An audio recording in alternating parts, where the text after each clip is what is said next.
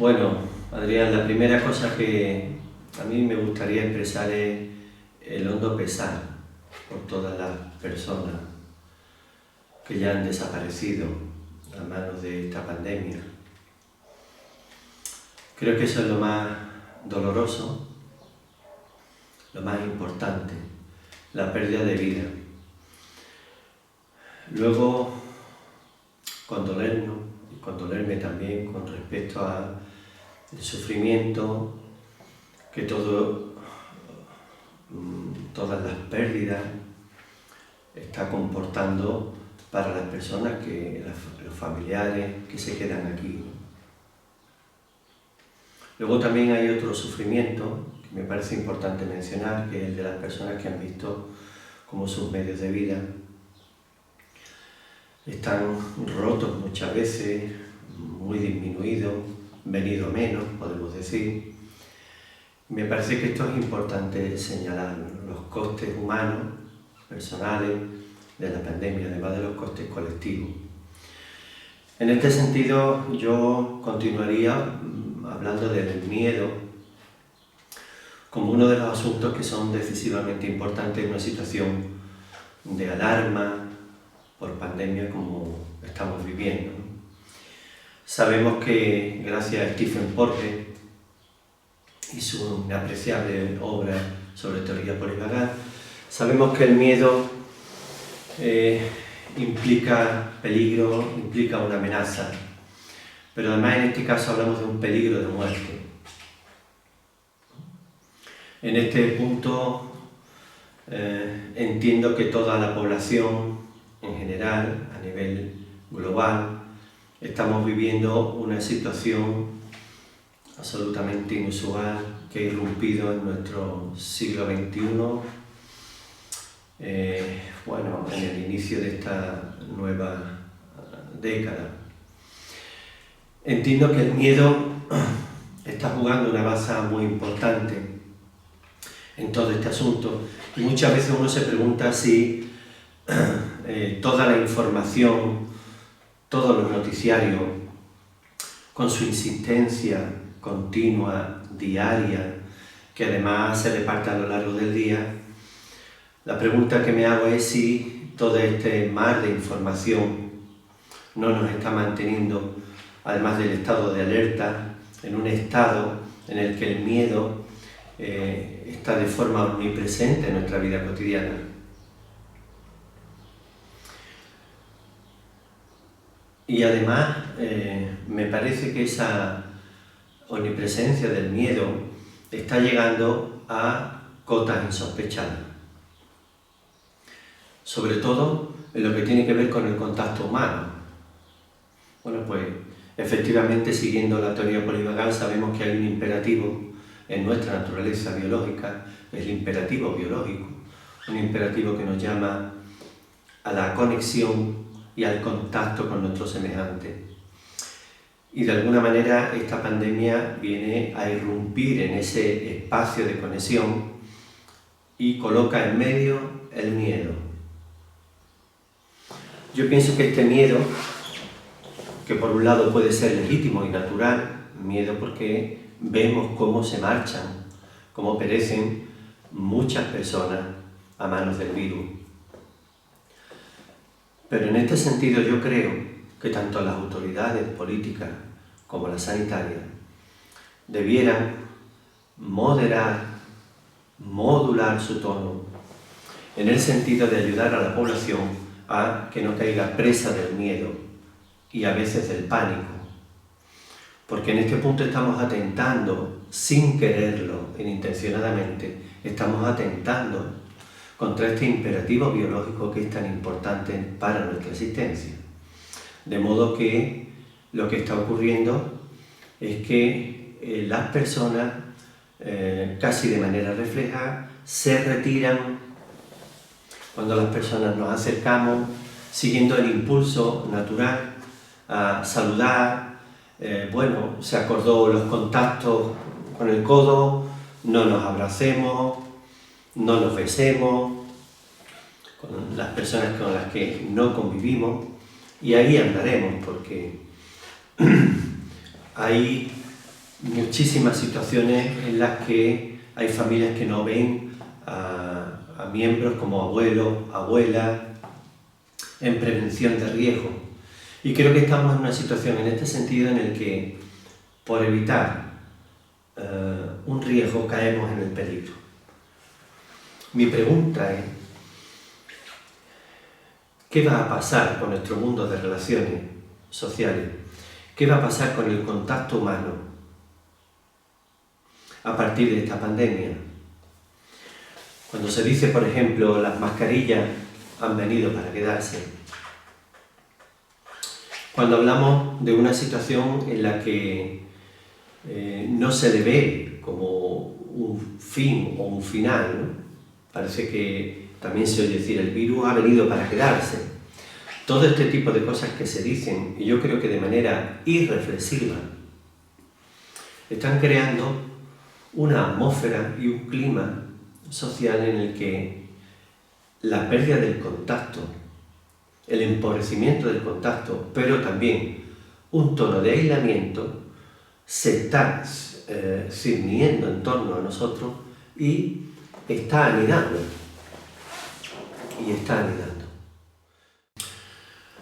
Bueno, yo creo que he sabido, en general, que no hay nada en nuestro organismo que esté inconexo o desconectado de cualquier otra parte.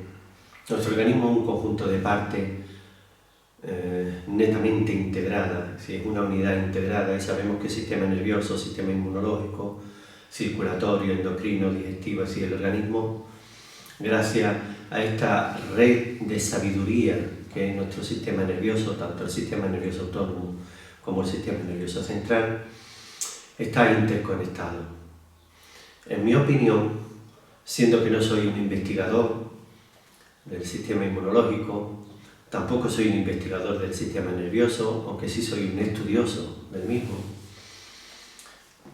entiendo que el miedo, el pánico, ese estado de preocupación constante por no contagiarnos, entiendo que puede debilitar en general nuestro sistema nervioso y a su vez también nuestro sistema inmunológico.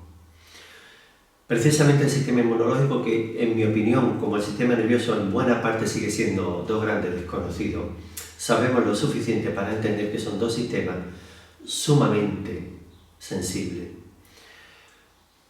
Son sistemas que requieren de un tono en la comunicación, un trato, una manera de cuidarnos, de nutrirnos, de alimentarnos, especialmente cuidadoso. Yo entiendo que sí, que está afectando a nuestro sistema inmunológico. Y todavía me pregunto más, porque me pregunto cuál es el estado de salud de la población en general, cuál es el estado autónomo, cuál es el estado del sistema nervioso autónomo de una población mundial, sobre todo de una gran parte de la población que vive en núcleos urbanos, que vivimos sometidos a tantas presiones, exigencias, a este ritmo tan acelerado de la vida, con muchos problemas en torno a la alimentación y a hábitos saludables. ¿Cómo puede estar influyendo tanta adicción a sustancias como hay en el mundo? Porque también estas, Adrián, son pandemias. No hablamos de la pandemia de los videojuegos y de la adicción a los medios digitales, a la tecnología digital, a informática. No hablamos de la adicción a sustancias en general, a la adicción al alcohol, a la adicción a las emociones fuertes, a los comportamientos de riesgo. Estas son otras pandemias. En mi opinión, creo que esta pandemia es muy posible que del mismo modo que asistimos a un estado planetario delicado, más allá que esto, sumamente delicado, grave, es lo que están hablando algunos autores como Harari, que habla, bueno, del problema nuclear, que sigue estando ahí, el problema de la crisis ecológica emergente tan grave y por otro lado la disrupción tecnológica.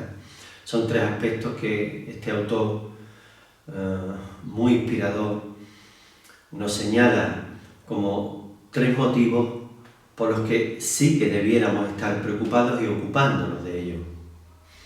En este punto decía que, del mismo modo que esta pandemia llega en un momento de máxima y extrema vulnerabilidad del equilibrio ecológico en nuestro planeta, también me pregunto cómo coge a nuestros sistemas inmunológicos, a nuestra propia salud y a nuestro sistema nervioso.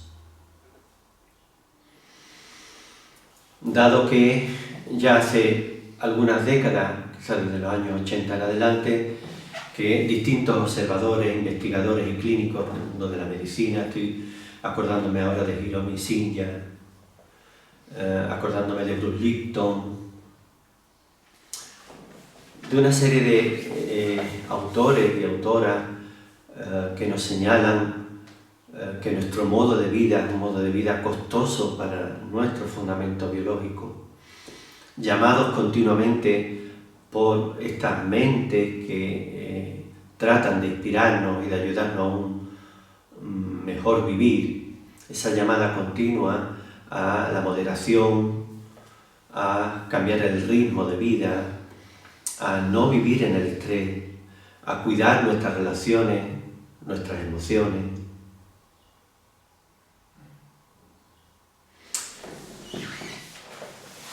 Y luego también me pregunto, Adrián, ¿cómo surge esta pandemia? No en el sentido de lo estrictamente político, de quién hizo qué, que podría ser uno de los asuntos que estén en juego. Pero no me interesa especialmente esto. Me pregunto cómo surge una pandemia y cómo una pandemia se extiende de esta manera. Y me pregunto, ¿no estamos llamados a reflexionar acerca de nuestro modus vivendi en esta era llamada post-postmoderna, en este momento cultural? ¿Acaso esta pandemia no debiera constituir una oportunidad para pararnos al modo, como decía John Kabat-Zinn, cuando define mindfulness, dice mindfulness es parar y nada más? No debiéramos pararnos y ver, y tratar de ver. Tratar de ver cómo vivimos y cuáles son las consecuencias de nuestro vivir en lo que llamamos la era tecnológica. En este punto a mí me está inspirando muchísimo la obra de Harari, como he dicho antes, especialmente sus 21 lecciones sobre el siglo XXI, donde él habla de estos tres aspectos que he mencionado, y uno de ellos habla de la disrupción tecnológica. Una disrupción tecnológica que ahora ha apretado el acelerador, dado que la pandemia está comprometiendo el contacto y se nos dice no al contacto, cuidado con el contacto puede matar, se dice no des un abrazo hoy porque puedes no poder abrazar nunca más a la persona amada, ¿no? Claro, este es un momento en el que, como digo, aprieta el acelerador de una tecnología que ya está bastante también omnipresente. Tenemos ahora a las personas en domicilio con los dispositivos tecnológicos digitales y con distintos miembros de una familia en distintos lugares y espacios de la casa. Conectados, se supone. Es una conexión online, es una conexión virtual. No deberíamos confundir la conexión de tipo digital y virtual con el auténtico contacto humano, esa presencia física que es tan importante, el estar cerca de las personas, el poder estrechar las manos, el poder acariciarnos, contactar físicamente, el mirarnos de cerca, el sentir cómo la otra persona y tú estamos respirando en este momento. ¿Qué va a ser de esto? Entonces, en este punto, Mi llamada es una llamada a la reflexión, a la responsabilidad relacional y a la reflexión. Creo que no estamos reflexionando porque estamos respondiendo, ¿no? Estamos reaccionando a algo que es natural, al miedo. Ahora bien, tenemos una gran responsabilidad, sobre todo las autoridades políticas, sanitarias, el estamento psicológico, los adultos en general, ante el mundo de la niñez y de la adolescencia y de los jóvenes.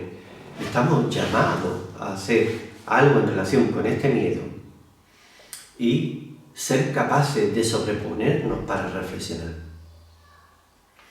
La huida o la lucha es una activación del sistema nervioso simpático y por muy legítima que sea, mantenerse una población en general en un estado de alerta, de lucha, huida frente a un virus, es una situación muy corrosiva para la integridad biológica de la ciudadanía. Creo que debemos pararnos y reflexionar y reformular la manera de afrontar la pandemia. Una cosa son, y yo no me meteré en esto porque no soy médico y respeto a la autoridad médica, tanto como a la política, entiendo que se tomen medidas en un determinado momento.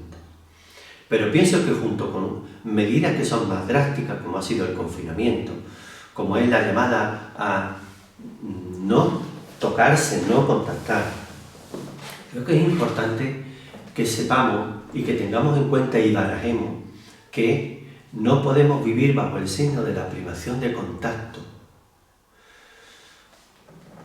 porque vulneramos un principio y un imperativo biológico, como he mencionado antes, que es fundamental en nuestra existencia. Entonces, una cosa sería, por ejemplo, la mascarilla en el contacto cercano, íntimo, en un dispositivo, en un negociado, en una tienda. Y otra cosa es estar permanentemente expuesto, yendo a dar un paseo por un parque, yendo a dar un paseo por el monte o la playa, en espacios abiertos, en la propia calle, para que las personas vayamos con las mascarillas. Desde los supuestos de que los aerosoles hacen que el virus, la posible presencia del virus, se quede permanentemente. En mi opinión, decirle a la población que los aerosoles mantendrán un número de horas, y a veces se dicen cosas como hasta días, he llegado a oír decir, que se queden en el aire, el virus. Me parece una cosa increíble, porque entonces las personas, su miedo y su temor a contactar, a pasar al lado de él, incluso con mascarilla, las personas se retiran. Esta pregunta tuya me recuerda a cuando en psicología, en primera generación, incluso a veces en segunda generación, se abordaba las dificultades de la salud mental partiendo de lo que andaba mal, de lo que no funcionaba, para analizarlo, en cierto modo, para desmenuzarlo y ver cómo se construía lo negativo, y de ahí se entendía que caminábamos hacia la salud. Yo creo que hemos adoptado el modelo biomédico de una manera generalizada, sin discernimiento. Es decir, hemos aplicado el modelo biomédico, que puede ser muy útil y que puede salvarnos la vida, cuando estamos hablando de una afección cardíaca, de una afección de cualquier tipo, donde incluso hay que llegar a la cirugía. Esta forma de operar en lo humano, yo creo que se ha generalizado al ser humano en todas sus facetas. Entonces yo creo que la respuesta a la pandemia es la respuesta en general a cuando hay una dificultad. Tratamos de combatir la dificultad. Cuando hablábamos de salud mental, los síntomas, retirar, acabar con la sintomatología. Luego, entre segunda y tercera generación en psicología, empezamos a ver que ese no era el único camino. Había otro camino, que era apoyarse en los lados fuertes, en los lados saludables de las personas. Y yo creo que entonces, en esta pandemia, particularmente yo, no he oído todavía a nadie que haya hecho manifestaciones públicas, no he oído a nadie hablar de cómo cuidarnos mejor, qué hacer para que nuestro sistema nervioso simpático no esté hiperactivado o nuestro nervio vago dorsal esté hipoactivado, quedándonos paralizados por el miedo también. Es decir, el miedo nos puede inducir a lucha o huida, pero también a paralizarnos, a hundirnos, a inmovilizarnos. Sería una inmovilización con miedo, como diría Borges, ¿no? Yo creo entonces que si además añadimos que la consigna general es cuidado con el contacto, cuidado con la cercanía, estamos en un momento de privación, pero también de indefensión. También de indefensión. De modo que creo que no estamos valorando la soledad que se está extendiendo sobre muchas personas, sobre todo pensemos en las personas mayores. Personas que pueden estar en la última etapa de su vida y que se han marchado de este mundo solo, sin poder siquiera su familia estar cerca de ellos.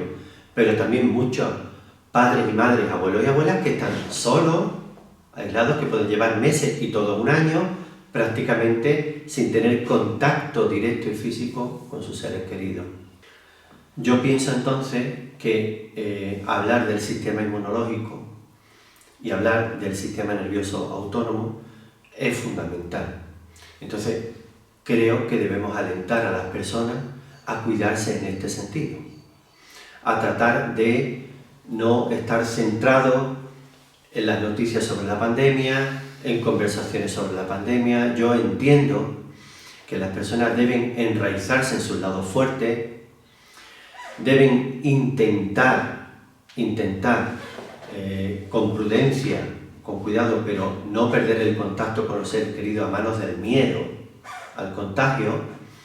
Creo que es importante el conversar, el verse, el visitarse y sobre todo, como digo,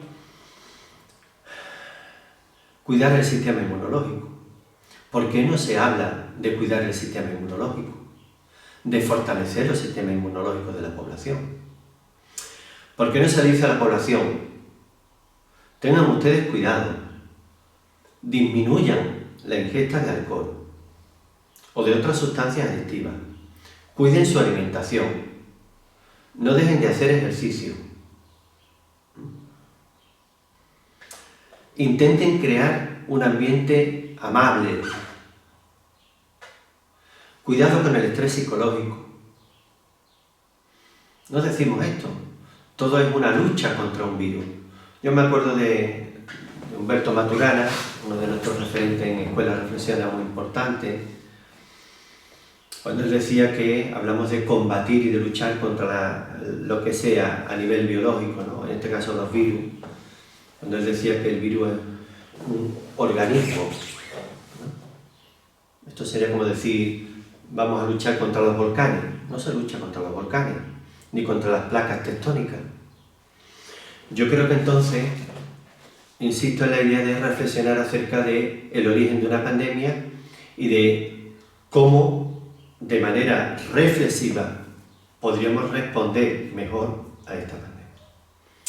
Luchar y pelear no es la única forma de afrontar y encarar una situación disfuncional, una situación anómala. Porque también tenemos el nervio vago mental, tenemos nuestro vago mielinizado, nuestro vago como sistema de conexión social. ¿Sí? Entonces, creo que es de ahí de donde se debería tirar. Por ejemplo, no se habla de fortalecer el nervio vago. Este es un momento para hablarle a la población de cómo fortalecer el nervio vago a través del ejercicio, la yoga, la meditación, mindfulness. ejercicio respiratorio, el que las personas puedan tener conversaciones tranquilas, puede ser un buen momento para echar mano de los recuerdos, de los álbumes de fotos, de rememorar viajes, de rememorar situaciones positivas, de contemplar plantas, árboles, flores, arbustos, en esta primavera en la que ya estamos prácticamente. Es decir, tiremos de los lados fuertes del ser humano.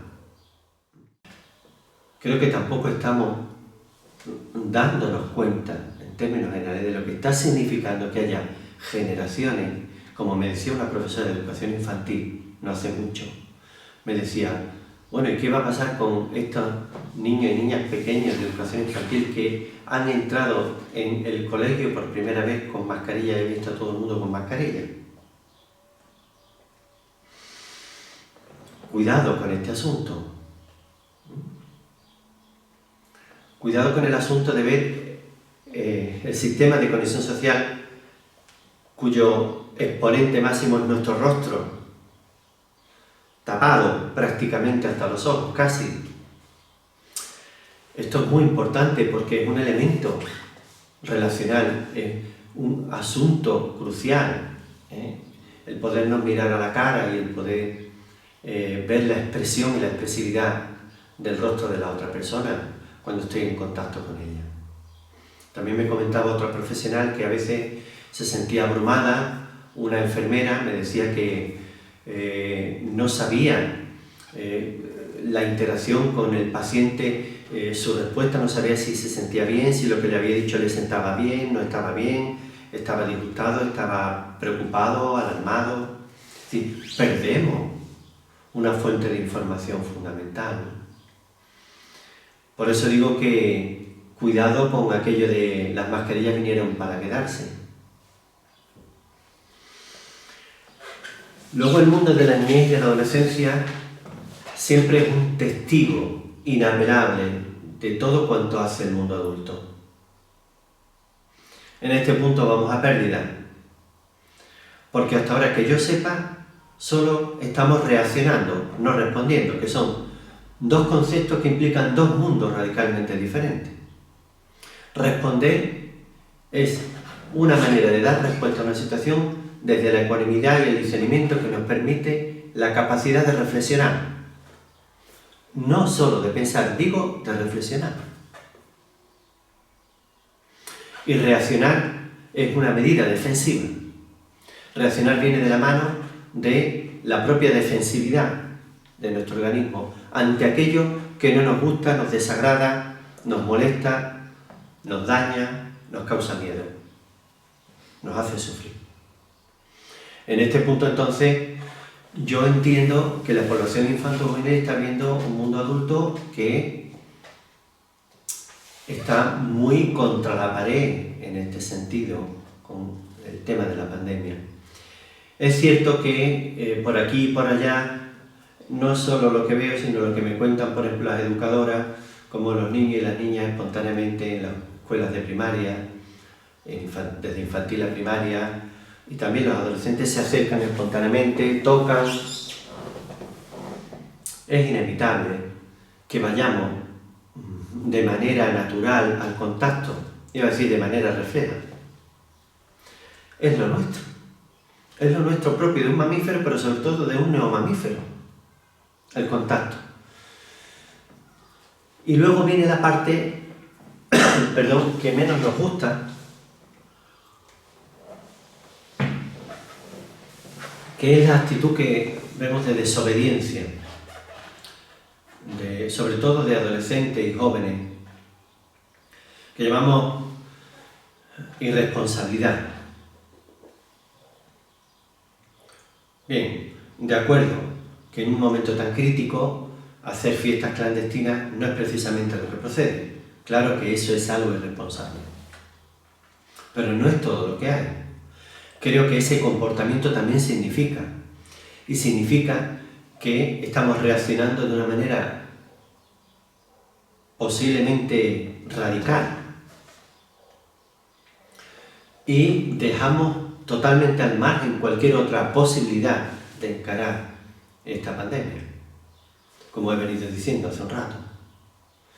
Entonces, yo creo que no debiéramos solo hablar de estas personas como negativistas o como todo aquel o aquella, hombre, mujer, investigador, investigadora, hay médicos, médicas, que están diciendo otras cosas, que en términos generales no trascienden el mundo de la información a nivel más oficial, a nivel, por ejemplo, de las cadenas televisivas.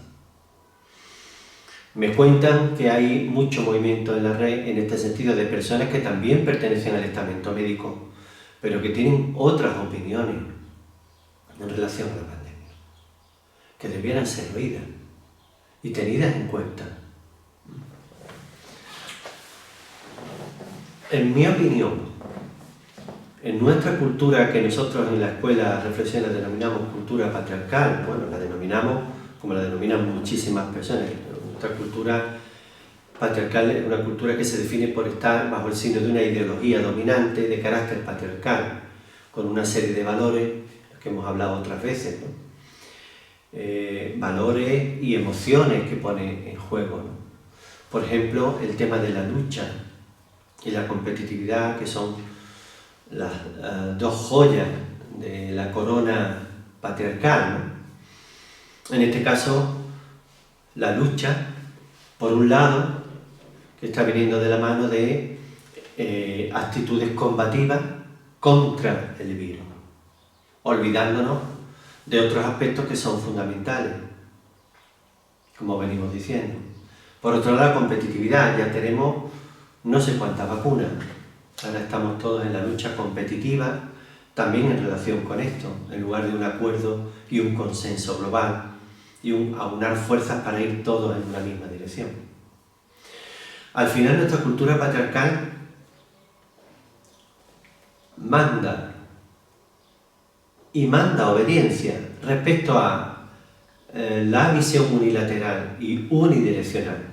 Si hay algo que no queremos y nos desagrada, eliminémoslo.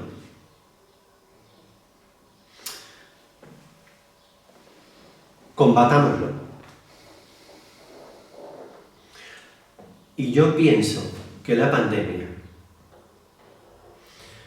ya que está, sean cuales fueren sus orígenes, hay que dar las preguntas.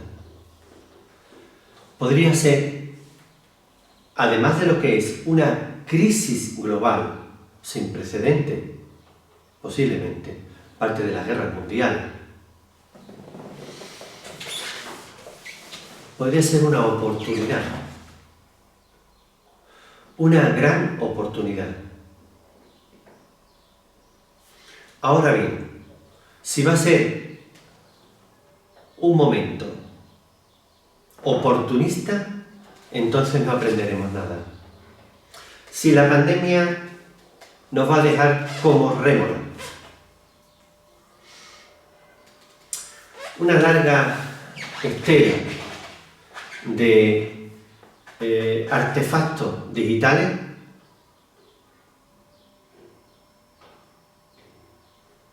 entonces sí que será un espacio oportunista, pero no será una oportunidad.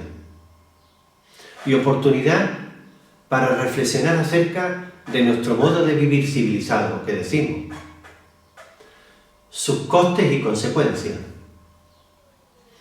Porque si la salida a la pandemia es, bien, no nos fiemos, desconfiemos de estar cerca unos de otros y sumerjámonos en nuestro iPad, tablet, ordenadores portátiles, etc., entonces habremos perdido una gran oportunidad. Y si en lugar de considerarla como oportunidad, seguimos en la lucha solo para combatir contra, sin darnos cuenta que el cielo ya no puede más con tanto tráfico aéreo, tanto combustible fósil, que viene de los aviones, del ganado, de la automoción, de la industria. Si no paramos aquí y decimos algo tenemos que hacer decididamente. Entonces no será una oportunidad para devolver a esta tierra que es nuestro hogar, devolverle su integridad, que no nos pertenece. Y todo esto está ocurriendo delante de los niños y los adolescentes. Todo. Porque pareciera a veces que estamos aguardando una desaparición del COVID-19 para allí estar esperando el pistoletazo de salida para seguir en nuestra carrera frenética hacia ese viaje a ninguna parte, a toda velocidad, de la mano del lema patriarcal de que más siempre es mejor y que siempre hay que crecer y por supuesto todo puede ser mejor, olvidando este aforismo que debiera formar parte de la conciencia colectiva, que lo mejor es o puede ser enemigo de lo bueno. De modo que consideramos que una vida engranada en la tecnología, en el crecimiento tecnológico, en la evolución tecnológica, será la mejor vida posible para los seres humanos. Quiero citar de nuevo a Harari cuando habla de la inteligencia artificial, los cyborgs, hace una reflexión y una meditación que debiera calarnos hasta la médula espinal, porque en este sentido nos estamos contando que todo es para bien. Yo particularmente tengo una opinión nada agradable en este asunto. Yo digo que sí, que probablemente sea todo para bien sobre todo, por encima de todo, para el enriquecimiento de unas minorías. En mi opinión, con una conciencia de dudosa condición y quizá movidos por una ambición y afán de lucro sin límite. Por lo demás, siempre hay que discernir. En mi opinión estamos llamados al discernimiento. Puede haber un avance tecnológico que pueda ser importante para la calidad de vida, pero la pregunta es ¿dónde está el límite de eso? ¿Dónde está el límite? Se nos ha dicho que no hay problema con el mundo de la tecnología respecto a qué van a hacer las personas, a qué se van a dedicar, cuál va a ser el medio de vida. Hay autores como Harari que lo ven claro. Claro que el desempleo será uno de los grandes problemas. Pero hay algo mucho más importante que todo eso, y es lo que también Harari llama la irrelevancia de la persona en nuestro mundo. Yo creo que la cultura patriarcal está sofisticando sus métodos y sus formas y lo está haciendo a manos de una minoría que van acaparando poder, lucro y que de algún modo pierden de vista al ser humano. Esta es mi opinión. Por eso lo que está en juego con la pandemia es mucho. Y en cuanto a la oportunidad, añado, si tomamos el camino de la oportunidad es pararnos y reflexionar. Ver qué está pasando en el mundo con el tema de los cismas y las escisiones entre naciones, con las luchas ideológicas y religiosas, con los enfrentamientos políticos en los llamados parlamentos democráticos, donde las personas llegan a la descalificación y al insulto, delante de la población, delante de una población infantil, adolescente, delante de los jóvenes, delante de las personas que estarán en el futuro y que solo tienen una fuente de inspiración, que somos nosotros, el mundo adulto, que ahora está llamado a su presencia. Mi pregunta es, ¿qué estamos haciendo? Y no solo con la pandemia. ¿Qué estamos haciendo con nuestro modo de vida? ¿Qué estamos haciendo con este planeta maravilloso? Único.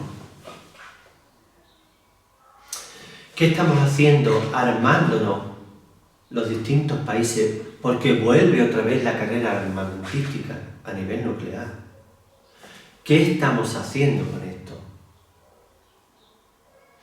¿Cómo es posible que oigamos que los plazos son cada vez más breves, a veces tan brevísimos como decir, en un par de años, en un año, o de día en día, los polos se derriten, la temperatura del océano aumenta drásticamente? ¿Cómo es posible que podamos oír todo esto y vivamos inmersos un poco como en trance, en un día a día donde es una noticia más?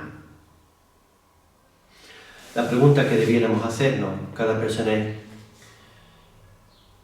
y esta es la oportunidad que tenemos. Y yo quiero, como director de Escuela Reflexiona y como promotor del enfoque central de la responsabilidad relacional reflexiva, decir que esta es una oportunidad inmejorable para preguntarnos, como decía en este último artículo que publicamos en la web, ¿qué es lo que auténticamente yo necesito? Primero, ¿qué es lo que auténticamente necesitamos como seres humanos? Segundo, ¿qué es lo conveniente y qué sería lo conveniente desde un comportamiento responsable, reflexivo y ético en este momento tan difícil para nuestro planeta y para nuestra humanidad? ¿Y qué sería necesario hacer? ¿Qué sería necesario que hiciéramos entre todos y entre todas para parar?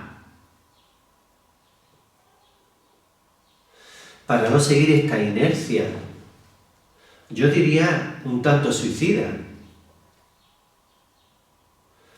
Estamos embarcados en la explotación de un mundo natural que no da para más. ¿Cómo hemos llegado a esto?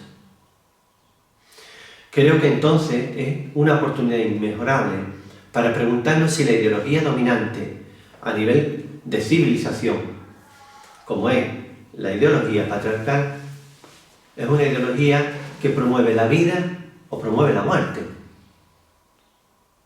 y la desolación. Este es el momento para tirar de todo cuanto nos ha hecho seres humanos. Y yo creo que tenemos una competencia reflexiva que es única en el planeta. Pero una competencia reflexiva que, en mi opinión, está siendo absorbida por una emoción que tiene que ver con el progreso, que tiene que ver con la ambición, que tiene que ver con satisfacción de deseos solo y de impulso, que tiene que ver con el tener, del que hablaba ya Erich Fromm, cuando se preguntaba, ¿tener o ser?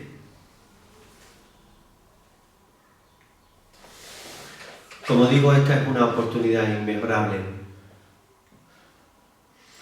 para preguntarnos si sería necesario transitar a una forma de vida que ya no es sostenible, no solo sostenible, una forma de vida digna y coherente y congruente con este neocorte que ha costado tanto a la evolución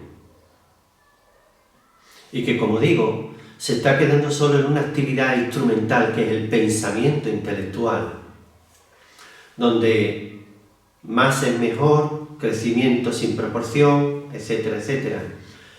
Esa no es nuestra condición de ser reflexivo. Un ser reflexivo para el enfoque central de la responsabilidad relacional reflexiva es un ser que se para ante sí.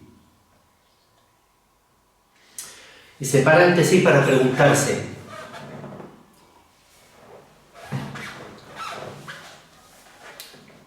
lo que siento, lo que digo, lo que hago,